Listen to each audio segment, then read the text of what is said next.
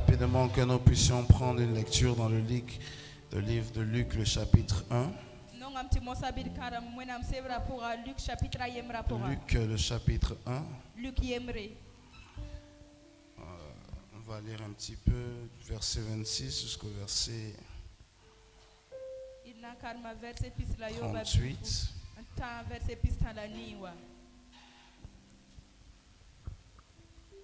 Verset 26 jusqu'au verset 38. On va lire ce texte. Il est écrit, verset 26. Au 6e mois, l'ange Gabriel fut envoyé par Dieu dans une ville de Galilée appelée Nazareth, auprès d'une vierge fiancée à un homme de la maison de David, nommé Joseph. Le nom de la vierge était Marie. L'ange entra chez elle et dit: Je te salue, toi à qui une grâce a été faite, le Seigneur est avec toi. Le Seigneur est avec toi, oui. Troublée par cette parole, Marie se demandait ce que pouvait signifier une telle salutation. L'ange lui dit: Ne crains point, Marie, car tu as trouvé grâce devant Dieu. Tu as trouvé grâce devant Dieu. Et voici, tu deviendras enceinte et tu enfanteras un fils, et tu lui donneras le nom de Jésus. Il sera grand et sera appelé fils du Très-Haut, et le Seigneur Dieu lui donnera le trône de David, son père. Il régnera sur la maison de Jacob éternellement, et son règne n'aura point de fin. Marie dit à l'ange: Comment cela se fera-t-il, puisque je ne connais point d'homme? L'ange lui répondit: Le Saint-Esprit viendra sur toi, oui. Et la puissance du Très-Haut te couvrira de son ombre. C'est pourquoi le Saint-Enfant qui naîtra de toi sera appelé Fils de Dieu. Voici, Élisabeth, ta parente, a conçu elle aussi un fils en sa vieillesse. À partir de cette partie, ça commence à m'intéresser particulièrement.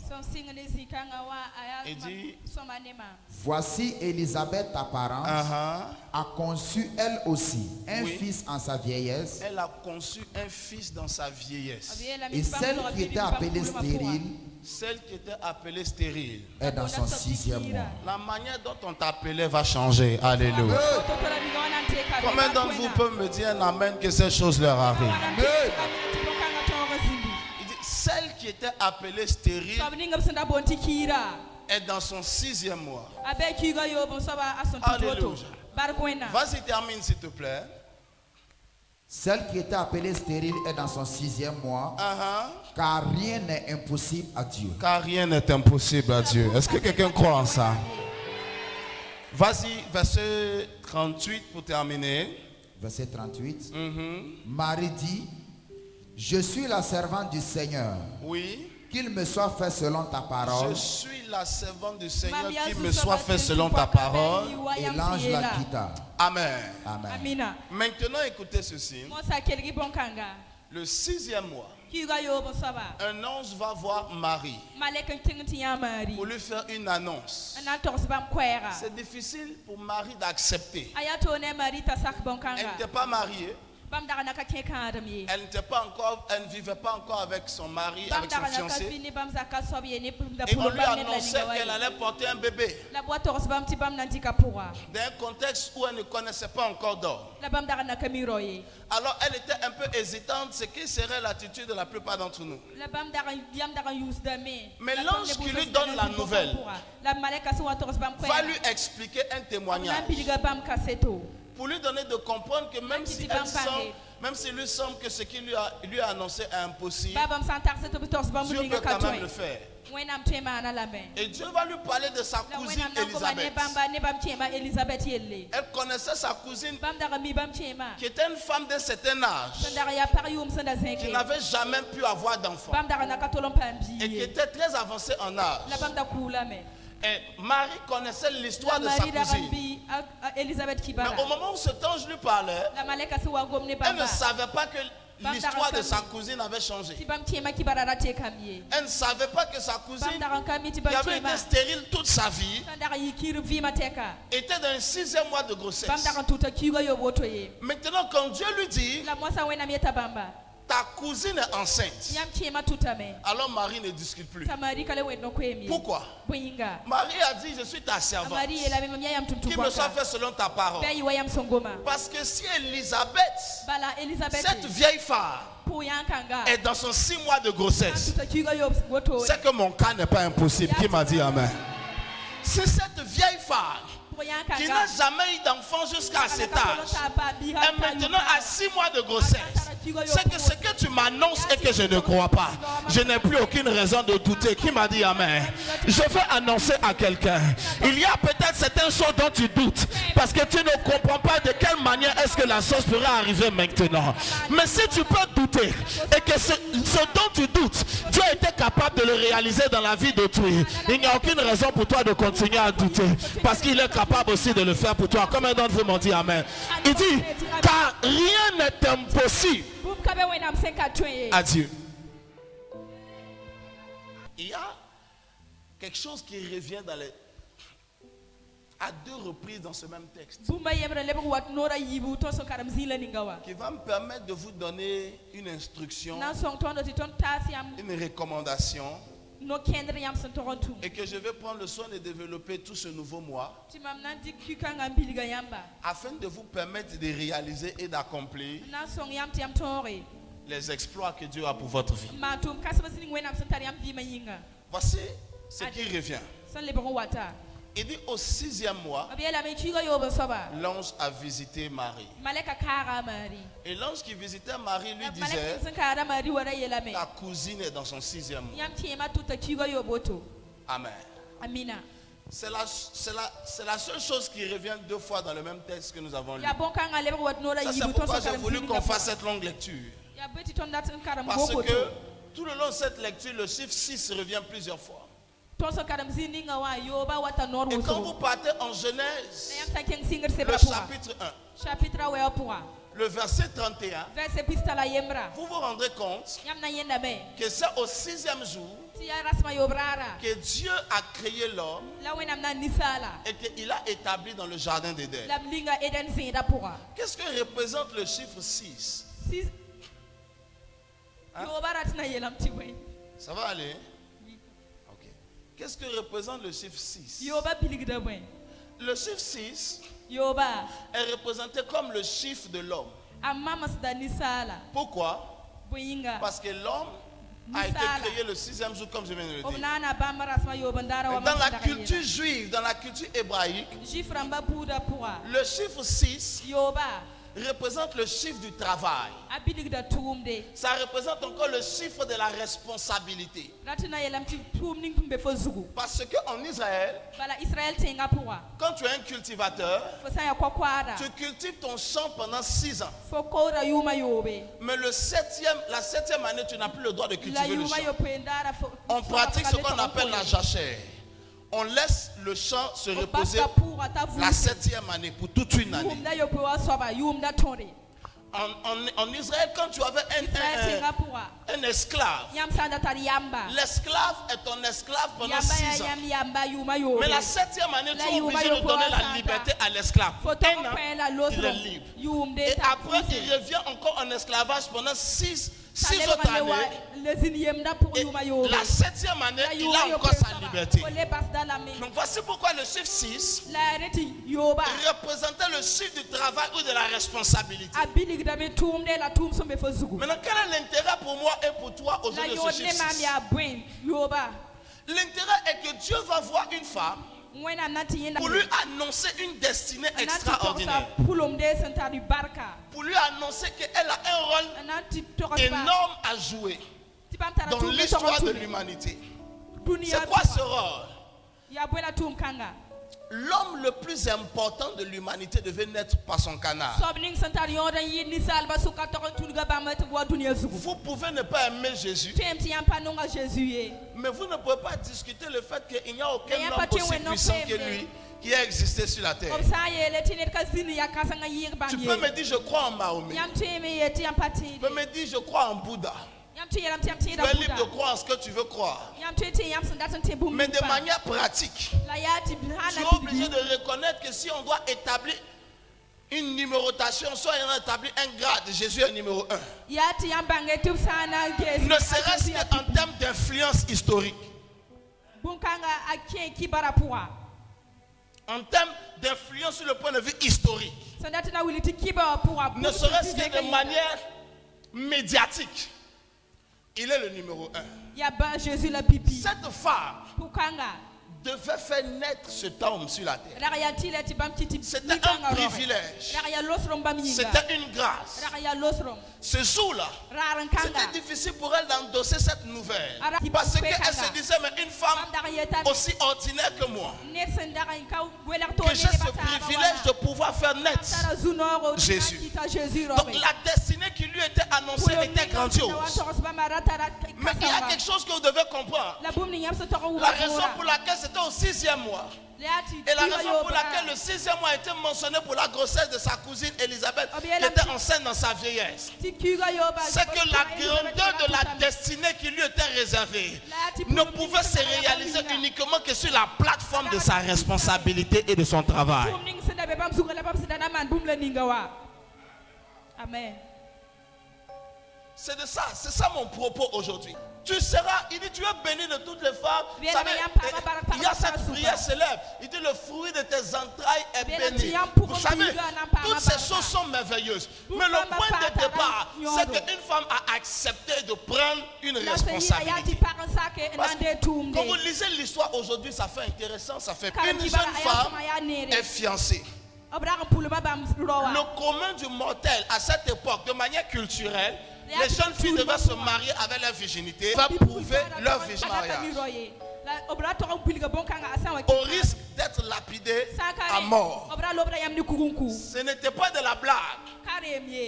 Donc, cette femme, on lui dit, tu vas être enceinte. Mais ça n'a rien à voir avec ton fiancé. C'était un risque pour elle d'accepter un tel engagement. Parce que maintenant, elle s'exposait à la mort par l'habitation. Voici pourquoi il est écrit que lorsque Joseph a découvert qu'elle était enceinte, pour ne pas lui créer de problème, il avait décidé de rompre secrètement avec elle. Parce que s'il la laissait publiquement, on va dire, mais il n'y a qu'un problème. Et s'il expliquait qu'elle est enceinte, lui, Dieu peut lui avoir dit que c'est lui qui a mis la grossesse dans son ventre. Mais personne n'a jamais vu ça sur la terre. On va dire cette femme a pris la grossesse quelque part. Elle mourra.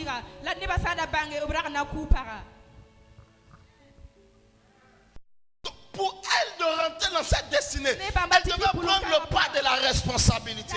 Il y a un problème majeur avec la plupart d'entre nous.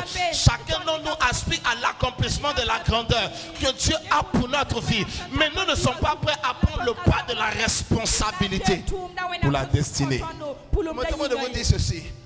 Plus la destinée qui vous est réservée est grande, plus la responsabilité que vous devez endosser est colossale. Amen. À moins qu'elle n'ait accepté, elle a un mérite, parce que le mérite n'est pas que on lui a dit que c'est toi qui va mettre Jésus au monde. Elle n'était pas plus vierge que la plupart des jeunes filles de son âge. Voyez-vous? Elle n'était pas meilleure, non.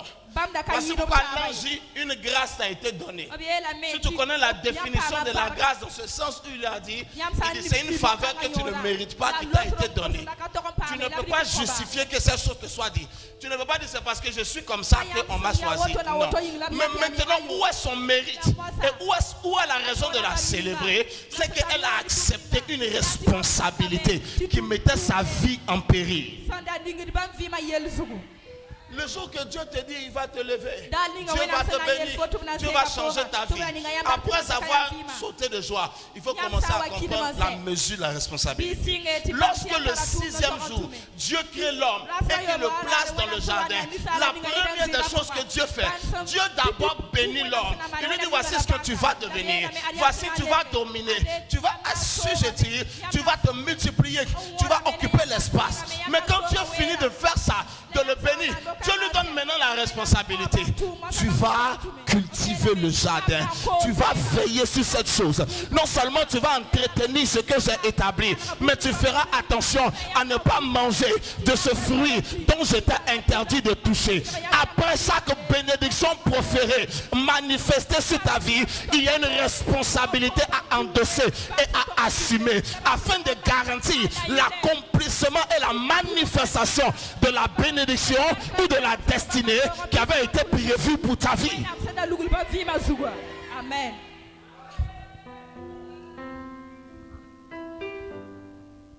D'accord? Il y a une responsabilité.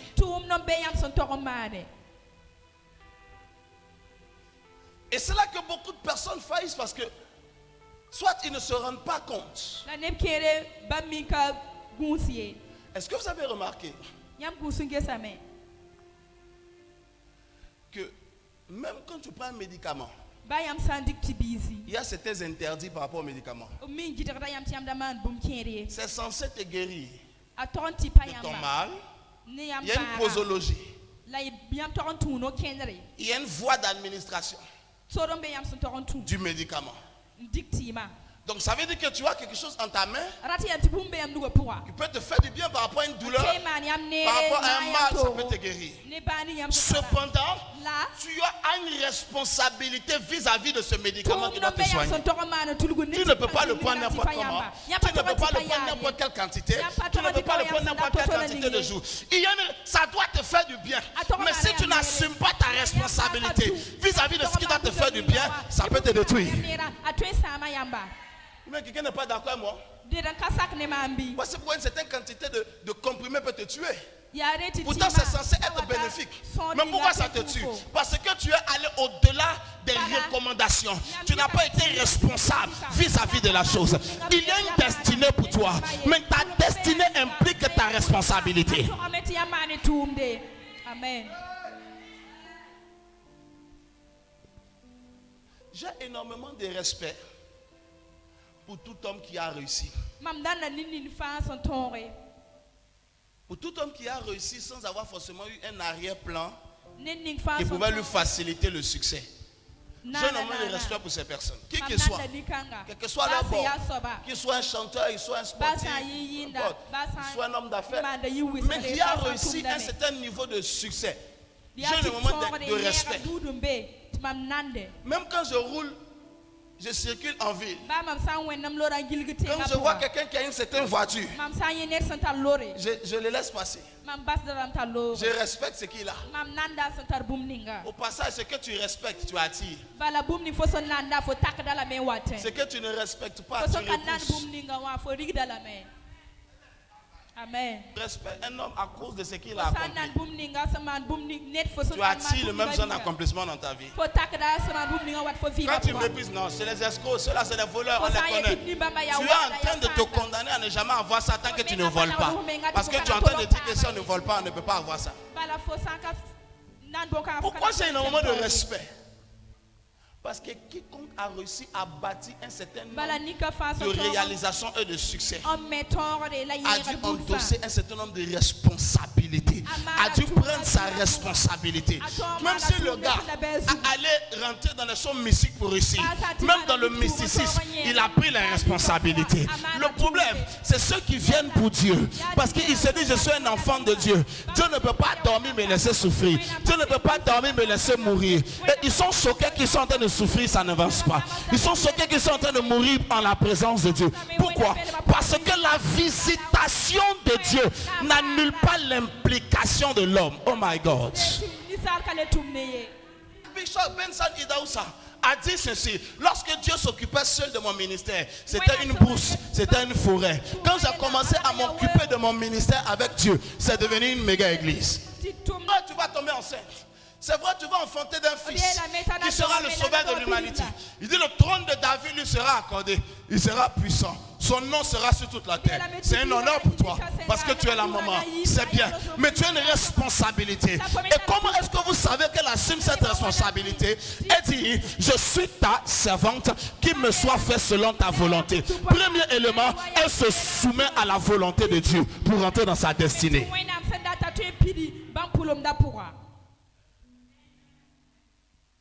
se soumet. Je veux que Dieu me bénisse.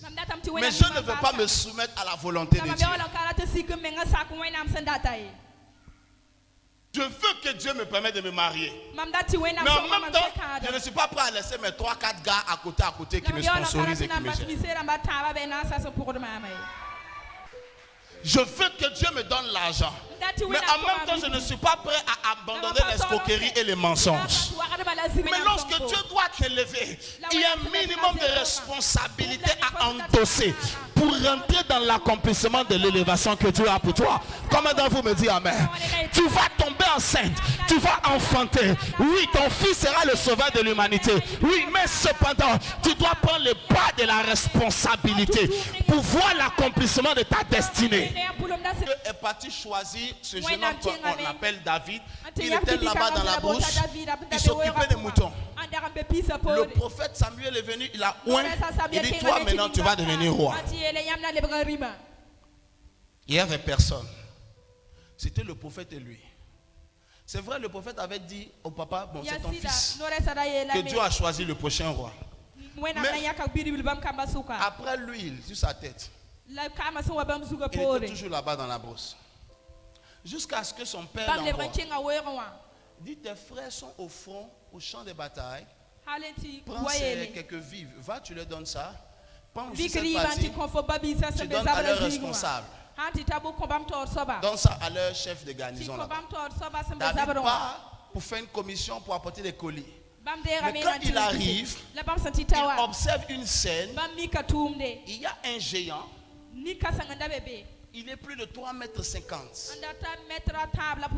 Gabarit impressionnant.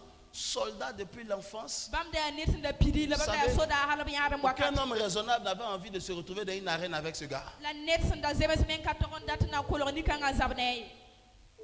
David vient, on l'a dit, prends ça, c'est pour tes grands frères. L'autre ici, c'est pour leur patron. Quand il est arrivé, il voit le géant. Il est en train d'insulter l'armée, en train d'insulter le roi, en train d'insulter le Dieu d'Israël. Tout le monde a peur. Tout le monde est bloqué, paralysé. Quand lui, il arrive, il dit, qui est cet incirconcis? Pour insulter le Dieu, pour insulter l'armée du Dieu du Très-Haut. Maintenant, lui-même qui pose cette question-là, lui-même il est qui? Parce que quand toi tu viens, tu dis qui est cet incirconcis qui insulte l'armée? Mais toi-même qui demandes là, tu es qui? Ses grands frères lui ont dit ça. Ses grands frères lui ont dit, petit, là où tes grands frères sont arrêtés, ils ne parlent pas. Ce n'est pas parce qu'on n'a pas la bouche. Quand tu viens, il faut d'abord regarder. Tu te prends pour qui? Le fait est qu'il avait reçu lui. Il savait qu'il avait la responsabilité de la royauté. Il n'avait pas encore le trône, mais il était prêt à endosser la responsabilité en venant pour défendre l'armée du Dieu Tout-Puissant. Quand il s'est levé pour assumer la responsabilité, il s'est rapproché davantage de sa royauté. Le jour où tu commences à devenir plus responsable pour servir Dieu, tu commences à t'approcher davantage de ton élévation. Qui m'a dit amen? Tu as une responsabilité pour ta destinée. Tu as une responsabilité. Lorsque la pluie tombe, voyez-vous, la pluie tombe sans mesure. Mais la quantité d'eau que tu reçois chez toi n'est pas déterminée par la pluie qui tombe, mais est déterminée par le récipient que tu as placé. Amen. Tu mets un gobelet, c'est ça qui va se remplir. Tu mets un seau, c'est ça. La pluie remplit la mer. Ce n'est pas ta piscine que ça ne peut pas remplir. Tout dépend de ce que tu mets. Peu importe ce que Dieu descend aujourd'hui, c'est ta responsabilité qui détermine ta réceptivité. Amen. Beaucoup d'entre nous ne sont pas responsables. Mais nous voulons la grandeur. Beaucoup de nous ne sont pas responsables. Mais nous voulons l'élévation. Non. Il y a une destinée pour toi. Écoutez-moi. Rien n'est impossible à Dieu. Il y a une seule chose qui limite l'omnipotence de Dieu. C'est l'irresponsabilité de l'homme. Il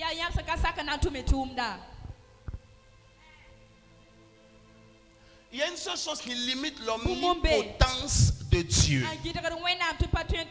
C'est l'irresponsabilité de l'homme.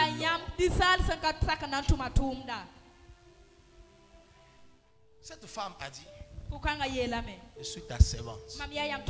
Qu'il me soit fait selon ta volonté.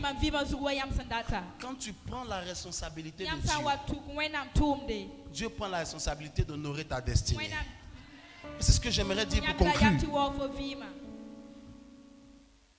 Toute chose glorieuse que Dieu a pour toi est conditionnée à une responsabilité qui le concerne, qui concerne son royaume. Il commence à dire, cherchez premièrement le royaume de Dieu, sa justice. Toutes choses vous seront données. Donc, il y a toutes choses qui sont disponibles, mais qui ne sont relâchées que par ton sens de responsabilité pour la chose de Dieu. Quelle responsabilité endosses-tu vis-à-vis de la maison de Dieu? Ne sois pas un sympathisant extérieur. Ne sois pas quelqu'un qui sympathise à notre idée, aux idées de Dieu. Non. Deviens un membre actif. Détermine-toi une responsabilité. Elle peut être publique, elle peut être anonyme, mais tant qu'elle est utile pour la chose de Dieu, cette destinée tracée pour ta vie va commencer à s'exprimer aux yeux de tous. Qui m'a dit amen? J'ai décidé dans ma vie que l'œuvre de Dieu ne peut jamais être coincée tant que je suis vivant. Je me sacrifierai, je prendrai et je mettrai des fardeaux sur ma tête pourvu que la chose de Dieu avance. La femme a décidé de prendre le Fils de Dieu dans son ventre. Son nom est devenu le nom de la femme la plus célébrée au monde. Quand tu sors pour dire non, ne priez pas Marie, personne ne peut t'écouter parce qu'elle a accepté une responsabilité qui lui confère l'honneur que tu vois aujourd'hui. Qui m'a dit amen? Partout où un homme assume la responsabilité, il recevra les honneurs. Amen. Partout où un homme prend, voici pourquoi Dieu n'a pas donné de femme à Adam. Tant qu'Adam n'avait pas montré qu'il était responsable pour nommer les animaux. Détermine-toi une responsabilité pour l'œuvre de Dieu. Détermine-toi un fardeau sur ta tête. Délibérément. Attends, pas quelqu'un vient te dire non, il faut que tu fasses ça, bon, il faut que tu fasses. Non. Nous sommes une église libre. Ce que tu veux faire, il faut faire. Mais prends une responsabilité. Dieu avait besoin que son fils vienne sur la terre. Mais comme la terre est la juridiction des hommes, il fallait que son fils vienne par la voie normale par laquelle les hommes passent. Sinon, on ne pouvait pas l'identifier comme un homme. Il serait un monstre. Ou il serait un esprit. Ou il serait un génie. Tous ceux qui sont qualifiés de homme doivent venir sur la terre par le canal du vent d'une femme. Voici pourquoi Dieu voulait emprunter le vent d'une femme. Cette femme a dit, moi je te prête mon ventre. Dieu dit, comme tu m'as prêté ton ventre, moi je vais te prêter ma gloire. Amen. C'est ce qui s'est passé pour Anne. Anne n'avait pas d'enfant. Elle pleurait pour 20 ans. Elle n'avait pas d'enfant. Elle est partie dans le temple. Elle allait à l'hôtel. Elle dit Dieu, j'aimerais faire un contrat. J'aimerais qu'on signe un deal. Si tu me donnes un enfant, je te le donne. Dieu dit, ça tombe bien. J'ai besoin qu'un prophète vienne. J'ai cherché quelqu'un par qui le prophète va venir. Donc, l'enfant que je vais te donner, toi tu vas me le ramener comme un prophète. Et moi je vais te redonner tes propres enfants. Quand elle a enfanté Samuel, elle a emmené après 2 ans, après l'avoir sévré, elle a déposé dans le temple. Dieu lui a donné 5 autres enfants après. Qui m'a dit amen? La responsabilité que tu assumes pour Dieu déterminera la récompense de l'Éternel dans ta vie. Qui m'a dit amen? Ce n'est pas pour un homme. Ce n'est pas pour un homme. Si tu crois que c'est pour un homme, tu vas t'asseoir. Quand l'homme va mal te parler, tu vas t'asseoir. L'homme va te frustrer, tu vas t'asseoir. Tu ne le fais pas pour un homme. Tu ne le fais pas pour un homme. La responsabilité est pour Dieu. Peut-être qu'en dehors de ce contexte, on ne se serait pas connu, toi et moi. Donc ce qui nous réunit ici, c'est Dieu. Quoi que ce soit que tu fais, petit ou grand, comprends que tu es en train de t'inscrire dans une logique où tu assumes une responsabilité délibérément et de façon joyeuse pour Dieu. Pas de façon murmureuse, pas de façon boudeuse, pas de façon avec une mine bizarre, pas avec duplicité, mais avec joie dans le cœur. Et ce malgré les difficultés de la vie, et ce malgré les épreuves, et ce malgré les problèmes que tu peux rencontrer là-bas dehors. Mais tu es toujours joyeux de le faire. Une telle responsabilité va t'attirer les honneurs de Dieu. Et permets-moi de te dire, lorsque Dieu t'a honoré, les hommes vont t'honorer. Alléluia. Amen. Est-ce qu'il y a une responsabilité que tu es en train d'adosser? Accepter de prendre la responsabilité pour la chose de Dieu va consumer ton temps. Ça va consumer ton temps. En particulier si tu dois venir ici à Galilée, ça va consumer ton essence. Ça va consumer, chambouler ton emploi du temps. Ça va consumer tes ressources. Ça va consumer tes talents et tes aptitudes. Mais fais-le avec joie. Pas comme si quelqu'un t'oblige. Pas comme avec la mine serrée. Ah, je fais, je ne vois rien. Non. Nous ne le faisons pas parce que nous voulons voir. Nous le faisons parce que nous avons vu. Amen. Quand tu n'as jamais vu Dieu, tu peux pleurer pour ce que tu n'as pas encore vu.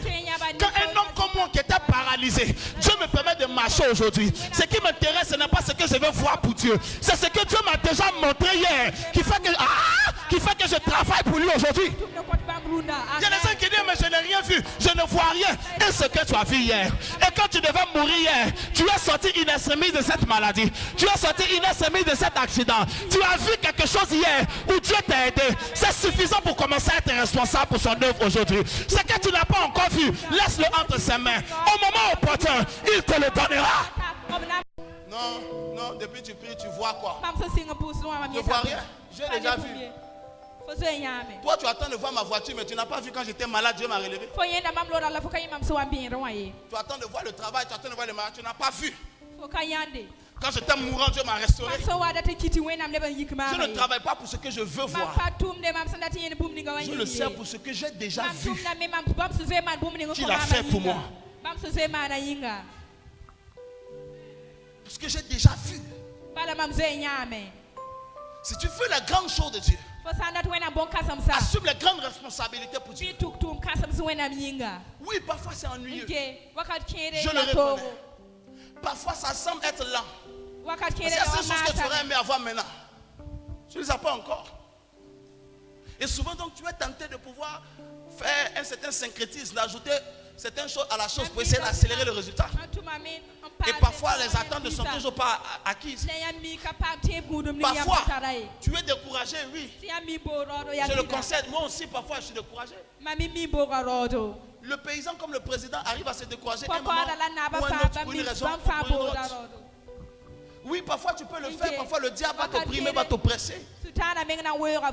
Parfois c'est comme si tu vas jeter l'éponge. Parfois tu as l'amertume, tu as la tristesse en toi. Oui, mais continue. Personne n'est jamais devenu grand sans avoir pris la peine d'affronter le pôle, d'affronter la tristesse, d'affronter le découragement et continuer de marcher. Mais toi, tu es prompt à abandonner Dieu parce que ta poche est vide, parce que tu es frustré, parce que tu es découragé. Abomination.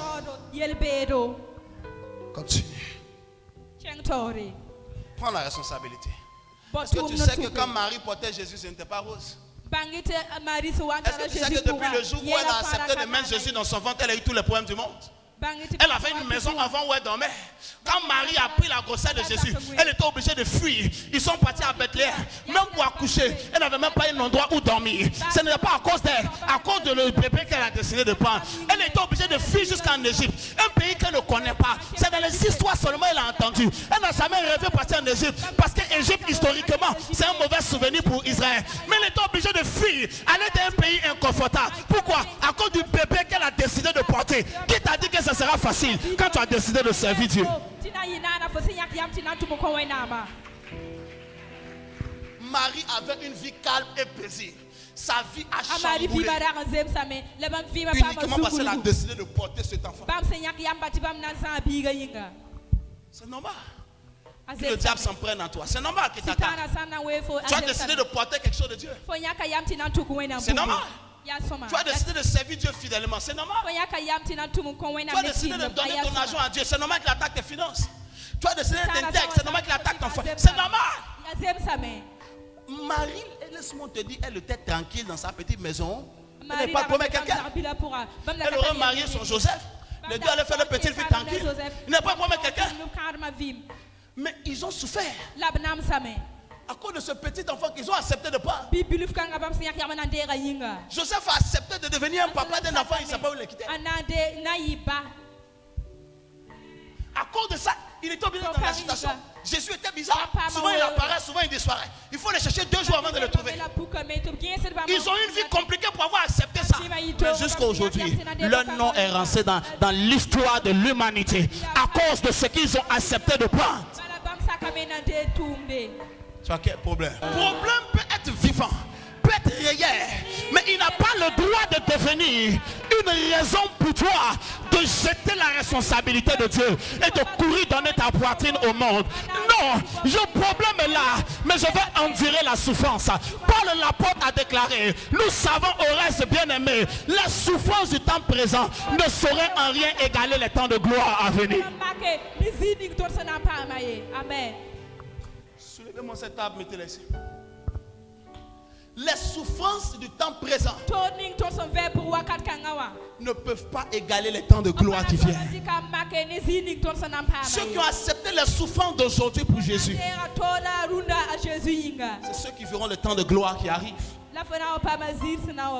L'homme est né pour la responsabilité. L'homme est né pour le défi. Depuis le jour où Dieu a créé l'homme, il dit multipliez-vous, c'est un défi. Il dit assujettissez, prenez la responsabilité. Il dit dominez. Tu crois qu'on domine en dormant? Tu crois qu'on domine parce que c'est facile de dominer? La raison pour laquelle on le domine, c'est parce qu'il y a des gens qui peuvent résister.